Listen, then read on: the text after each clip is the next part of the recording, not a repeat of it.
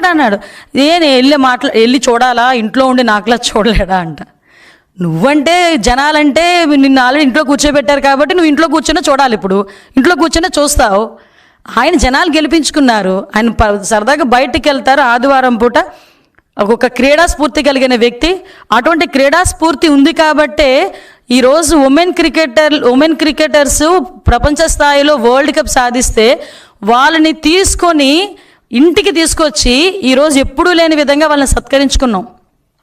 2 కోట్లు డబ్బులు ఇచ్చి, అదేవిధంగా వాళ్ళకి హౌస్ సైట్ ఇచ్చి, ఆ అమ్మాయికి అన్ని విధాల సౌకర్యాలు ఇచ్చి, గ్రూప్ 1 జాబ్ ఇచ్చి, శ్రీచరణ్కి నేనే వెళ్ళాను అమ్మాయిని రిసీవ్ చేసుకోవడానికి. 3 మంత్రులు వెళ్ళిన రిసీవ్ చేసుకోవడానికి ఆ అమ్మాయిని. అంటే ఒక క్రీడా స్ఫూర్తిని పెంపొందించడానికి ఒక క్రీడా స్ఫూర్తి కలిగిన వ్యక్తి ఆయన సొంత డబ్బులు తీసుకొని ఆయన సొంత డబ్బులు పెట్టుకుని ఫ్లైట్ టికెట్ కొనుక్కొని వెళ్తే నీకేంటి నొప్పి? అంటే నీకు ఆ అవకాశం రావట్లేదనా? రాదు. ఇందాకే మా పయ్యవల కేశవ్ గారు ఒక మంచి స్లోగన్ ఇచ్చారు. నిజంగా ఎట్టి పరిస్థితుల్లోనూ నువ్వు తిరిగి అధికారంలోకి వస్తావన్న ఆలోచన కూడా వద్దు అని. అది క్లియర్ అది.